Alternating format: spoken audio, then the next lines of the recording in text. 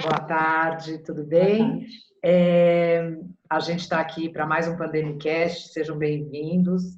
O Pandemicast é um projeto que começou internacionalmente e há umas 3 semanas a gente trouxe para o Brasil, são conversas que a gente tem ao meio-dia, né, na hora do almoço, com profissionais ligados à comunicação, e a gente quer um pouco entender como é que está o mundo corporativo, como é que esse mundo corporativo foi e continua sendo impactado pela situação de pandemia, impensável, né, 3, 4 meses atrás, mas a gente se adaptou rápido e a gente está interessado em soluções agora, principalmente para o retorno.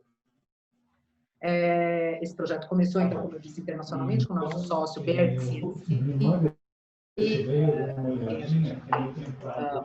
a gente hoje tem o prazer de estar recebendo aqui a Marília Casseb. Ela é diretora de External Affairs da Gilead Sciences aqui no Brasil. A gente tem a satisfação de ter a Marília também como cliente e como amiga, o que é ótimo, né? Porque a gente vai se tornando amigo dos clientes, isso é muito gostoso. Marília é uma pessoa extremamente competente, está aqui para dividir um pouco a sua experiência à frente da área de relações corporativas da Gilead no Brasil. Marília, super bem-vinda. Obrigada por ter aceito o nosso convite. E eu queria que você, por favor, começasse falando como é que foram esses meses, né? Como é que você, pessoalmente, na área, à frente da área de comunicação e relações corporativas da Gilead, como é que você passou esse período de adaptação e a empresa também? Obrigada.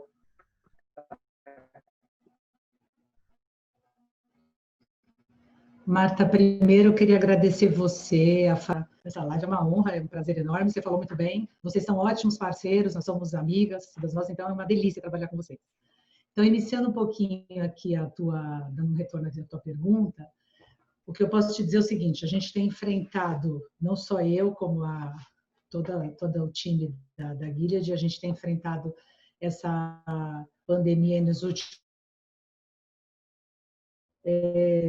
trabalhando de home office assim maciçamente, porque a empresa, curiosamente, ela se adaptou rapidamente, ela se empenhou muito em criar toda uma estrutura para que os seus profissionais, e a gente vem conseguindo, curiosamente, alcançar níveis de eficiência bem grandes, né? Logicamente que tem um custo pessoal, isso está acontecendo com todo mundo, mas a gente realmente vem conseguindo desenvolver uma série de ações, projetos, a gente vem inovando em várias questões. Eu só não quero responder tudo assim de pronto, para não vou deixar um pouco aberto para você perguntar, mas assim, a base do nosso trabalho tem sido home office, inclusive o pessoal de campo, que é um desafio fora de série. Então, você tem, como uma farmacêutica, né? Você tem equipe de campo e reps, e como é que eles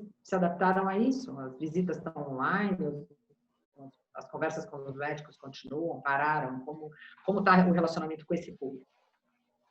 Então, vou te falar um pouquinho. O pessoal do campo é impressionante, porque o desafio deles é o seguinte, eles dependem totalmente do fluxo de trabalho das instituições médicas, seja em nível público ou privado, que ficaram durante um tempo, vamos dizer assim, desmobilizadas, né?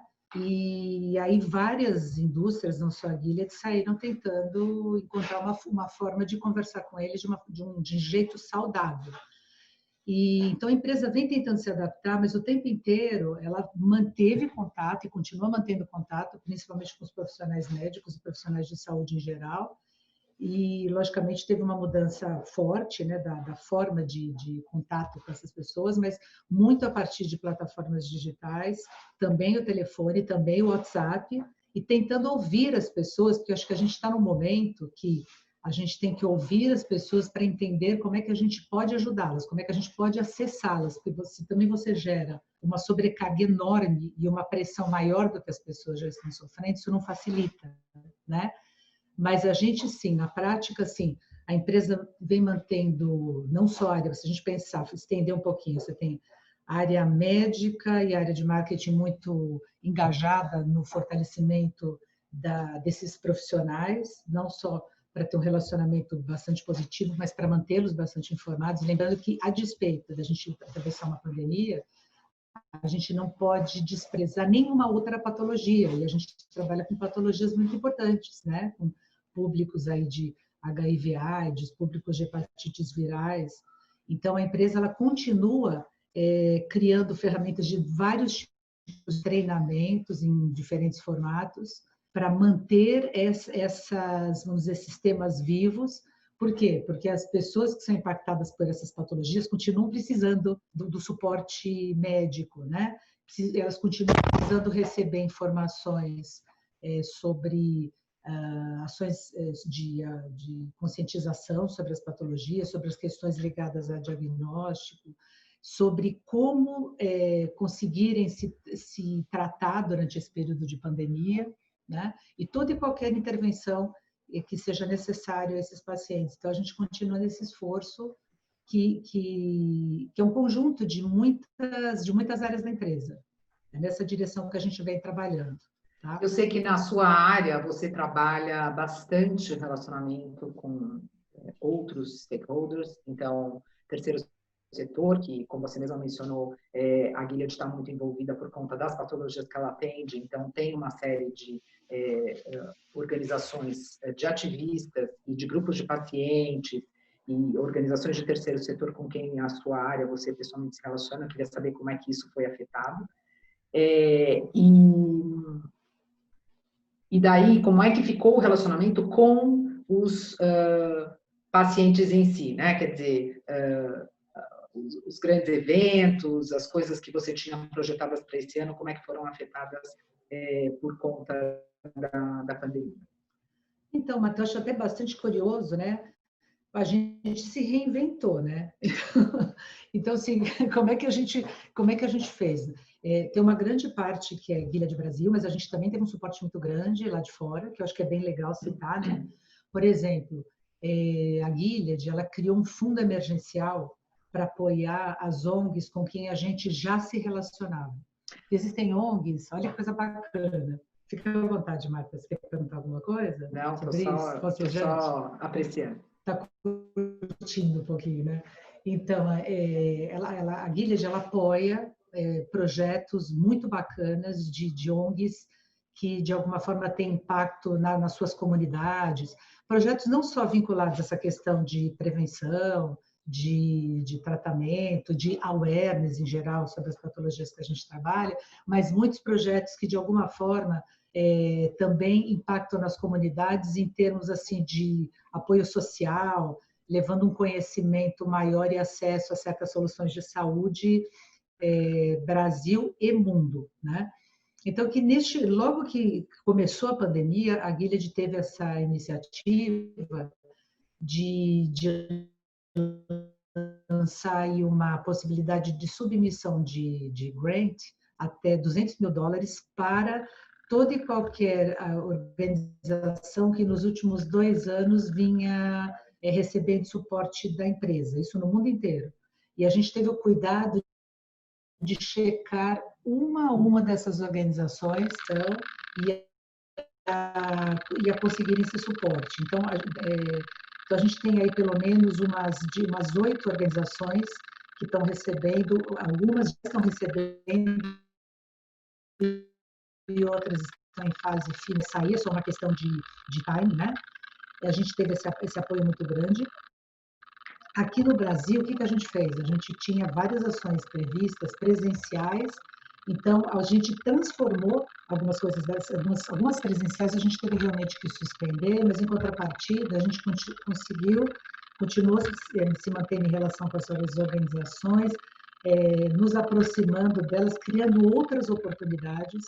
A gente vai, na verdade, se adaptando, ouvindo também, né? Então, a gente, por exemplo, manteve algumas estratégias de suporte a banners digitais, a gente vem tentando incentivar projetos, tem coisas que estão em curso ainda, né? Porque o semestre está acabando agora, e a gente continua conversando com todas essas ONGs entendendo que o principal momento agora é mantê-las, né?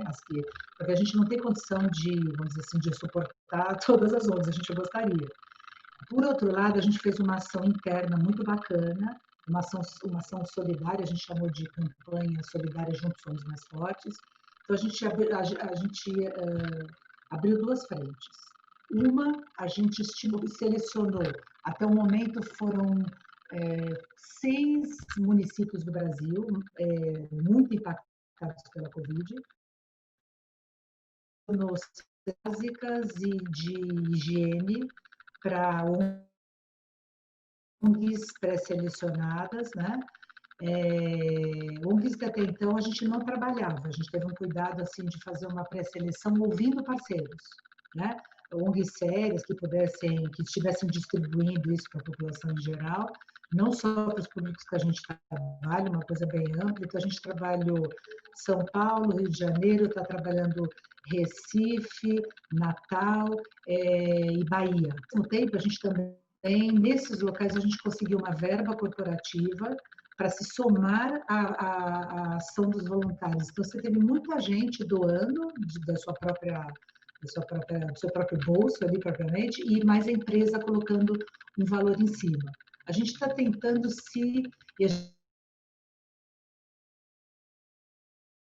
a gente não estão em curso, a gente está se esforçando para conseguir mais verba de fora e também realizar ações internas no próximo semestre. Mas a gente foi até onde a gente chegou neste momento. Tá? E aí você está se referindo a ações de voluntariado interno? Aí são ações de voluntariado interno e ações institucionais. Perfeito, ótimo. Com as ONGs, esses caminhos, o que eu acho importante frisar é que assim, você nunca pode perder o contato com o seu parceiro, principalmente na hora que a coisa está difícil. É um princípio até meio assim humanitário, vamos dizer, né? E filosófico. Se na hora que as pessoas e as organizações e as comunidades precisam de ajuda, você se ausenta, então depois também acho que você mostra um pouco quem você é, né? Então a gente tem esse esforço de manter o contato, ouvindo projetos novos. A gente vem recebendo projetos novos que estão em análise e alguns devem receber apoio em breve. A gente coloca para o parceiro, muitas vezes, a limitação do momento pelo tipo de projeto, porque às vezes, infelizmente, não é possível, eram projetos mesmo presenciais, que às vezes você não consegue traduzir aquilo numa forma digital, né? Mas naquilo que é possível, sim, a gente se adapta e cria novas oportunidades. Entendi. Aliás, essa coisa que você mencionou, né? A gente trabalha com relações públicas, né? Construção de relacionamento, né? Esse é um princípio básico, né? A construção de relacionamentos sustentáveis pressupõe confiança, né?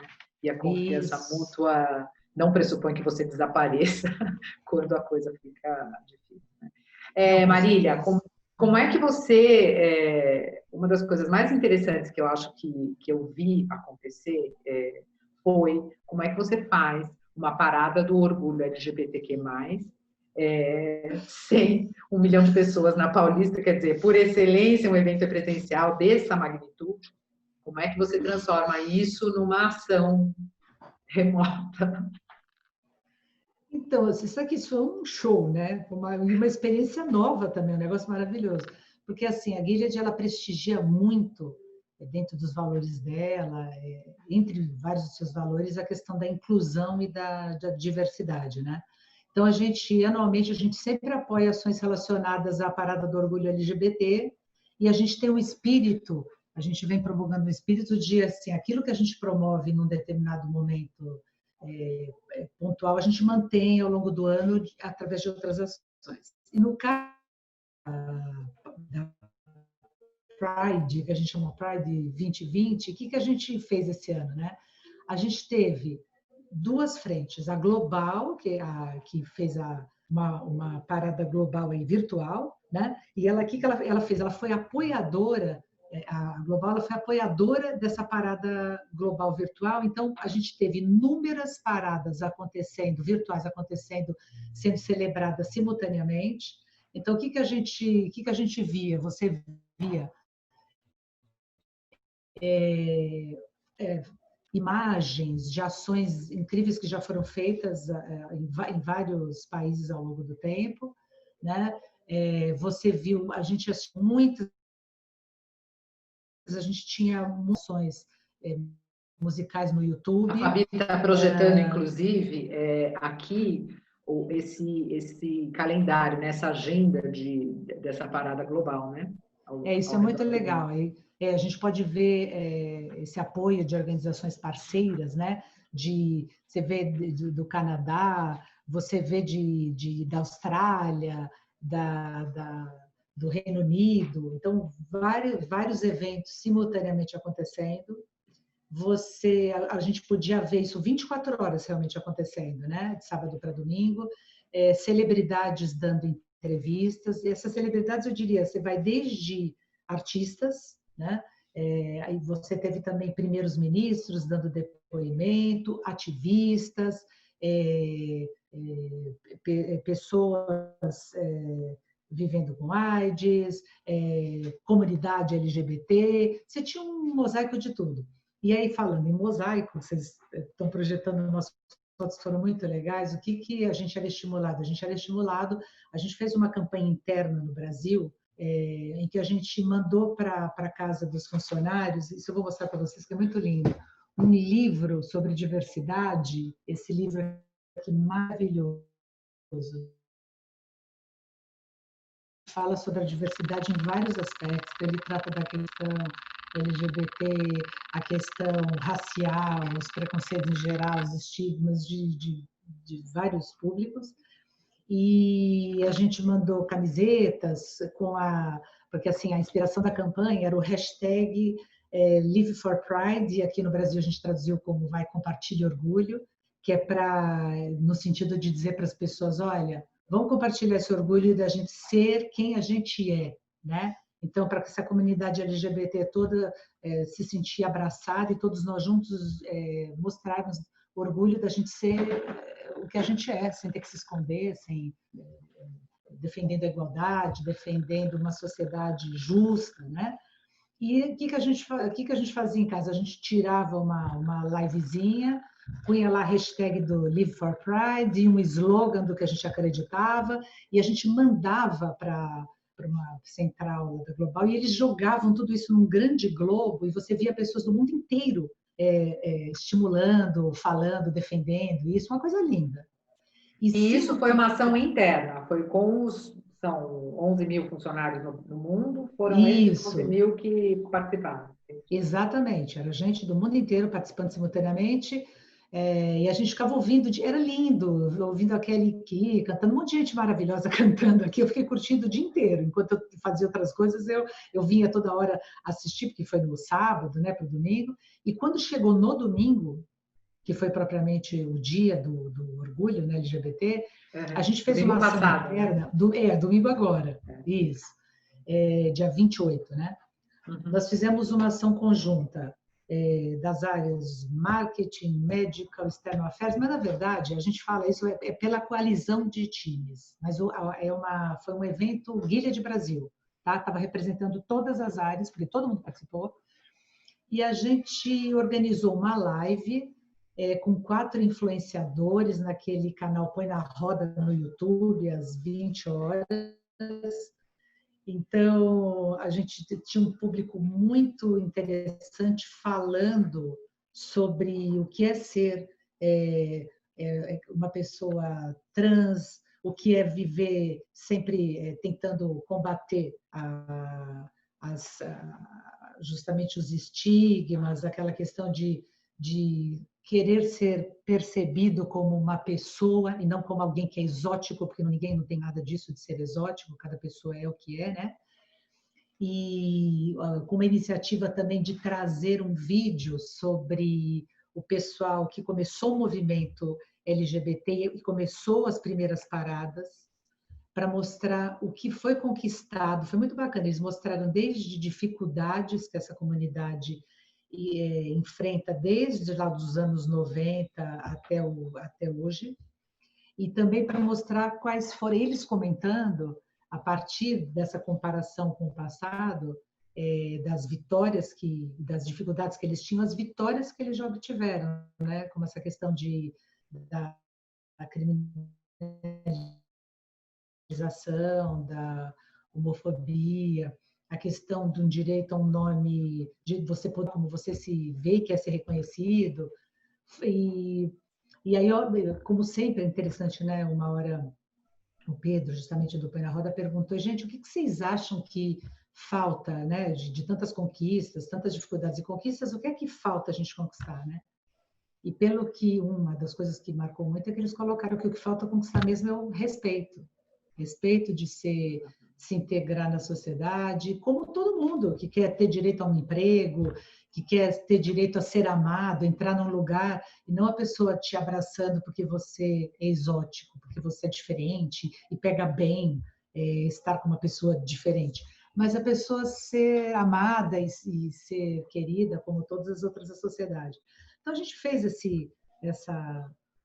teve essa iniciativa, né, da Guilha de Brasil, e foi a gente fez essa troca, então, um pouco para o interno, né, e um pouco para o externo, porque a gente faz isso, a gente trabalha no DNA da empresa para que as pessoas pulsem aquilo, a gente defenda plataformas daquilo que a gente acredita, mas tem que ser algo que está internalizado na gente, tem que ser real, a gente tem que refletir, não é que a gente tem que receber uma informação e simplesmente acreditar nela. Não, a gente tem que refletir sobre ela, analisar aquilo que de fato a gente acredita, somar isso com a cultura da empresa, que é uma cultura muito positiva, muito permeável às diferenças, permeável ao encontro de opiniões, ao encontro de experiências e, de alguma forma, construir uma realidade mais, vamos dizer assim,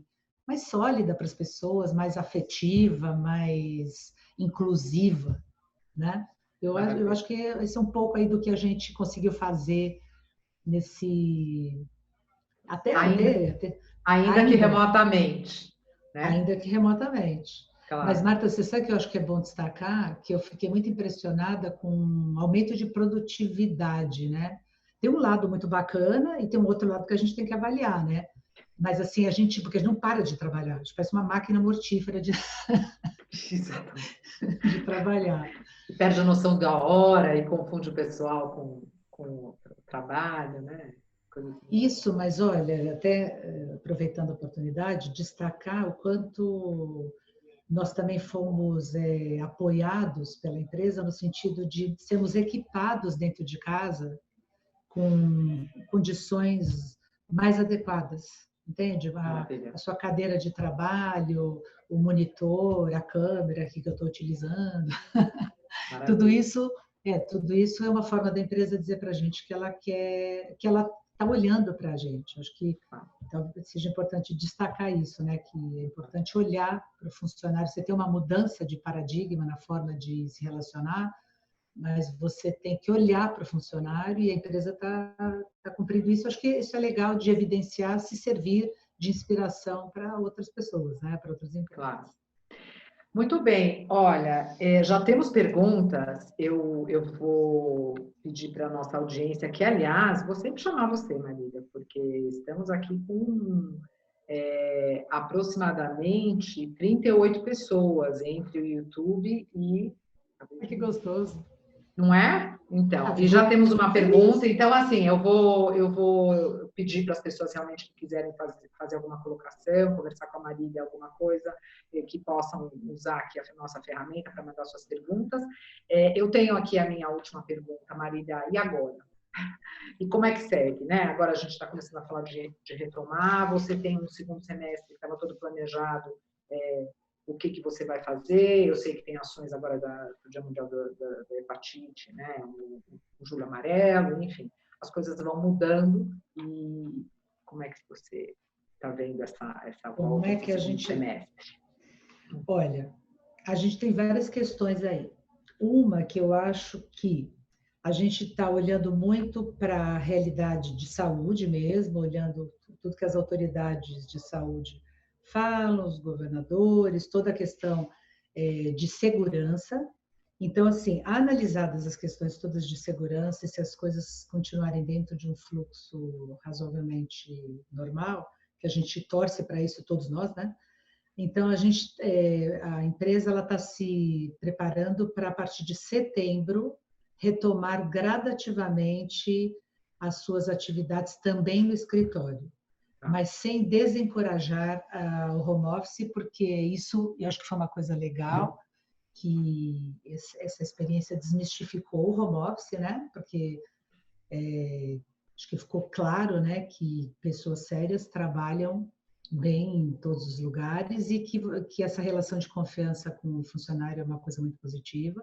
Então, a empresa ela está prevendo que a gente retorne para o escritório aos poucos, privilegiando o home office, e se a gente estiver saudável, se a gente se sentir seguros, e ela criou todo um aparato dentro do próprio escritório para que aparatos que a gente sabe, né, de segurança e tal, para que a gente possa trabalhar com base em questões muito fortes de higiene, um certo distanciamento entre as pessoas, alternando as equipes de trabalho e tudo mais.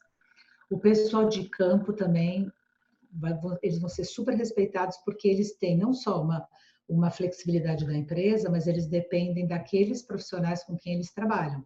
Muitas vezes eles poderão ou não entrar numa instituição se eles forem autorizados, porque aí não depende só da empresa. Mas a empresa fortemente os respeita no sentido de que eles só mantêm uma aproximação social se assim for permitido e se for seguro para todas as partes, né? Eu acho que esse retorno, eu não posso responder nem pela empresa, né? E eu acho que nem o mundo não tem essa resposta.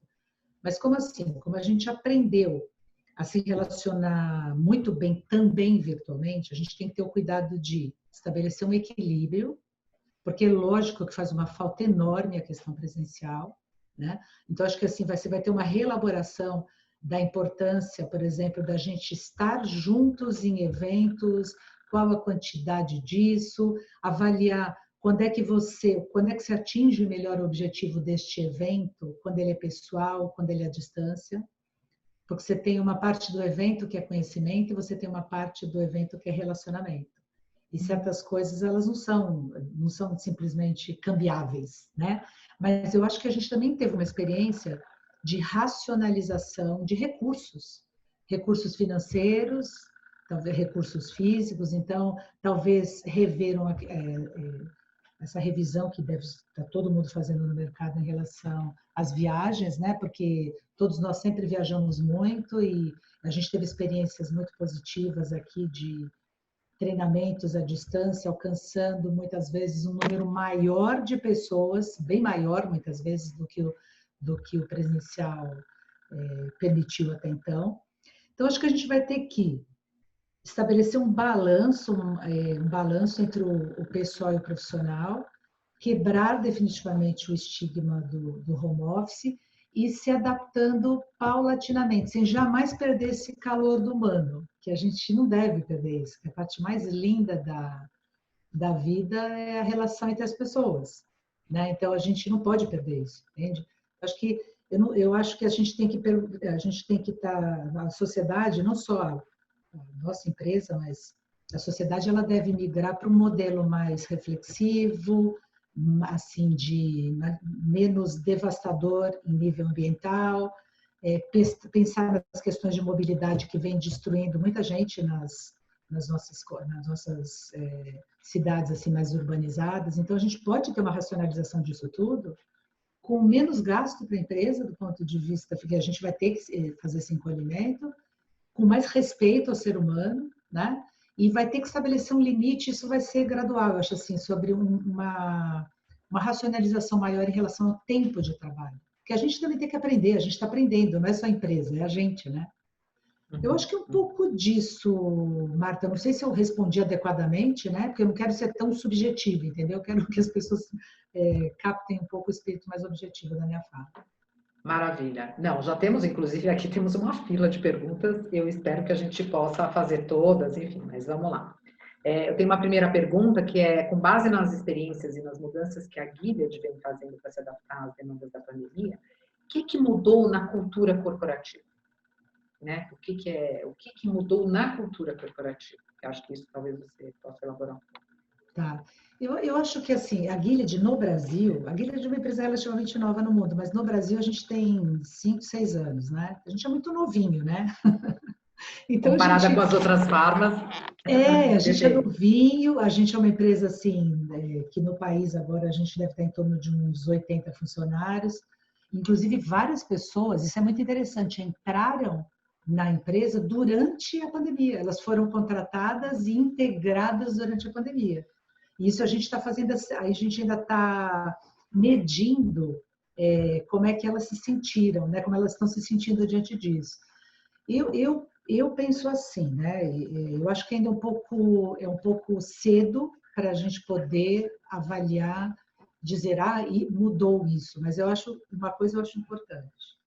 Quando você tem um distanciamento das outras pessoas, assim, fisicamente, e eu acho que você tem uma percepção ainda maior da necessidade da integração dos pensamentos, integração das ações, para que você realize realmente ações que venham em proveito dos interesses e dos valores da empresa.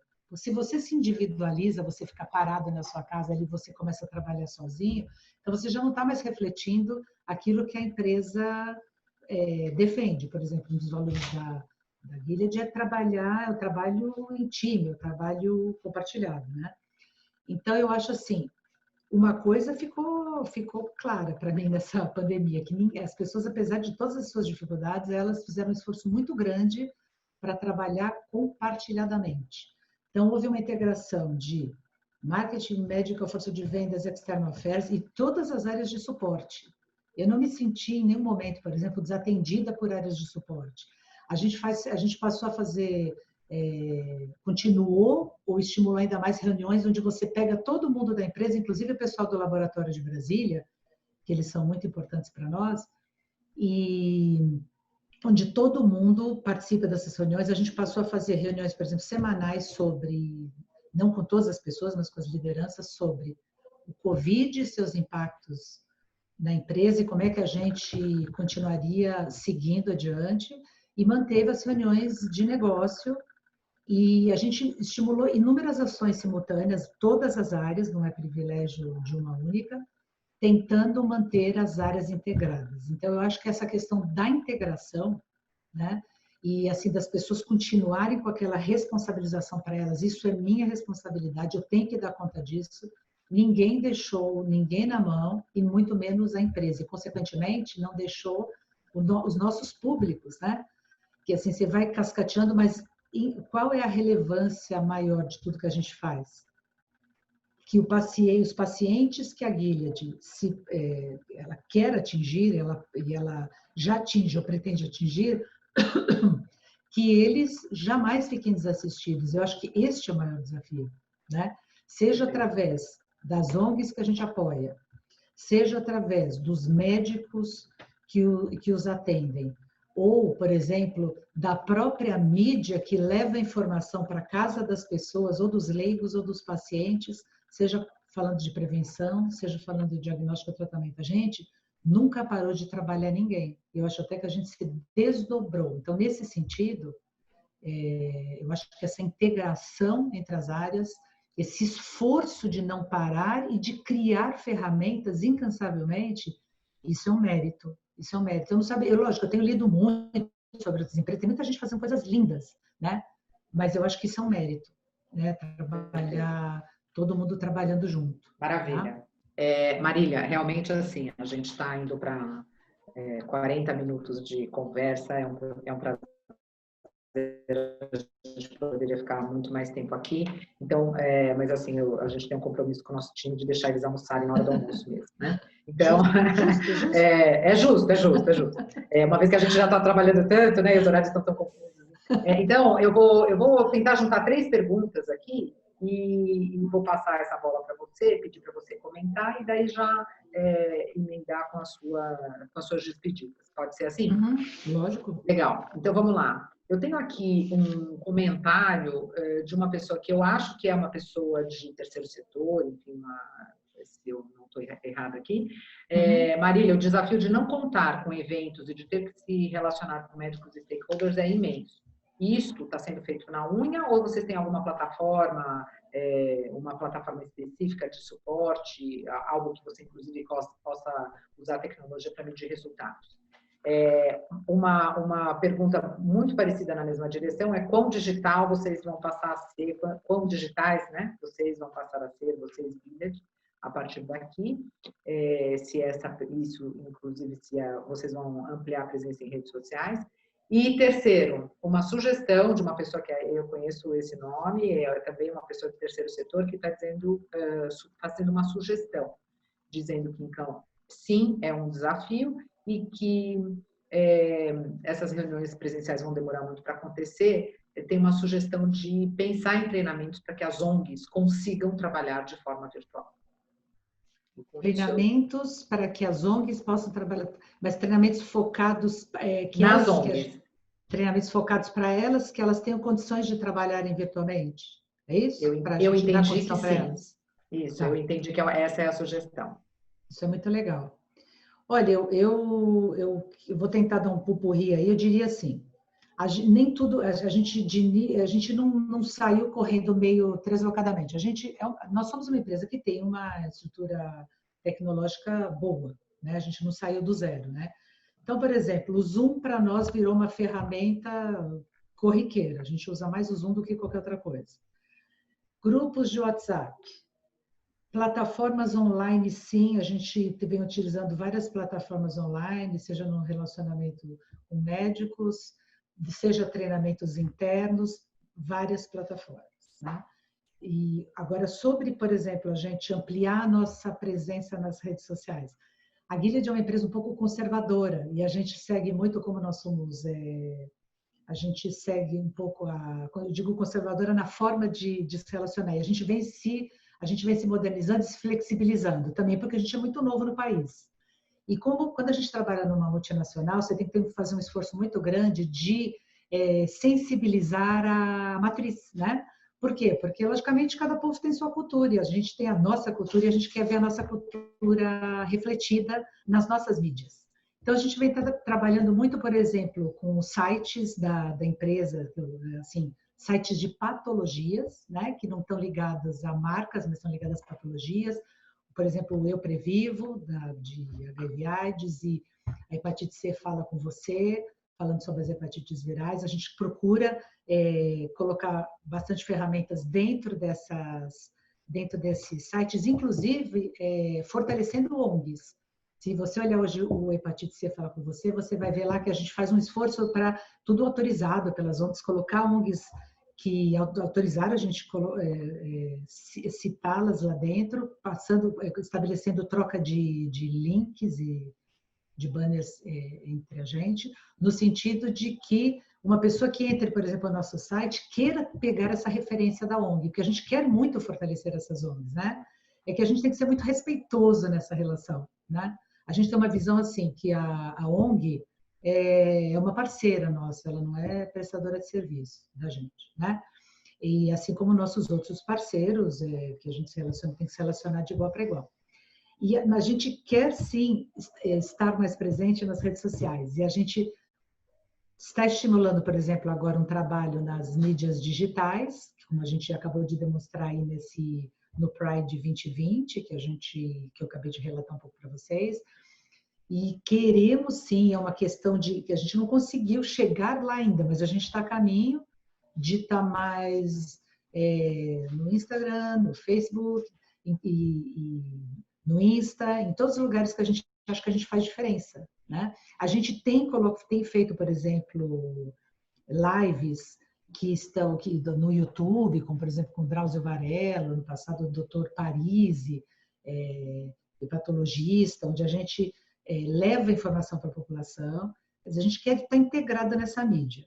E, por último, espero que eu tenha respondido quase tudo, sobre a gente apoiar ONGs para que elas estejam habilitadas a trabalhar assim, digitalmente. Eu acho que é uma questão de aproximação e eu peço, inclusive, que quem fez essa sugestão, que se aproxime de mim, que sou bem... eu estou totalmente aberta sempre, né, a conversar com as organizações, para me explicar melhor essa proposta, porque a gente pode desenvolver, sim, alguma coisa nesse sentido. Porque não, eu acho sensacional isso. Tá? É que assim, a gente hoje tem muitas bases de treinamento para ONGs, a partir de várias indústrias, a partir de ONGs nacionais e internacionais, mas eu acho super legal se alguma organização ou várias organizações tiverem essa necessidade, elas podem apresentar esse projeto através da minha área, né? E vou deixar até aqui o meu e-mail, que é o marilia.casseb@gilead.com. Podem mandar para mim uma proposta que eu vou avaliar, vou chamar para conversar, independentemente de qualquer coisa, a gente vai conversar e vou entender melhor essa demanda. A gente está aí para ajudar as pessoas, todo mundo se ajudar, é para isso que a gente existe. Legal, tá? Muito bom. Marília, muito obrigada. A gente tem mais perguntas, eu vou pedir para o pessoal aqui encaminhar para você eventualmente poder responder ou entrar em contato diretamente. Muito obrigada de verdade pela conversa, pelo tempo. A gente queria, inclusive, pedir para as pessoas que se interessem pelos próximos Pandemicasts. Na sexta-feira a gente vai estar com o Ricardo Voltolini, que também é uma figura muito interessante para conversar com a gente sobre liderança sustentável, sobre sustentabilidade, como é que está esse valor dentro das organizações, como é que as lideranças sustentáveis estão se comportando em relação ao tudo que ocorreu, a esse ambiente novo, né? Então, quem tiver interesse em seguir aí a nossa programação de Pandemicasts, pode seguir a página da Fundamento RP no LinkedIn, por favor. Vou pedir para a Fabi, que sempre nos apoia, para ela aparecer, ligar a câmerinha dela para a gente agradecer o apoio técnico, né? Isso. Oi, Fabi. Oi. Fabi, obrigada. Imagina. Sem você a gente não faria nada disso. Não, e, gente, muito obrigada. Um ótimo almoço aí para todos, um ótimo final de dia e até a próxima. Um abraço grande. Tchau, tchau. Muito obrigada a todos vocês, viu? Beijo, queridas.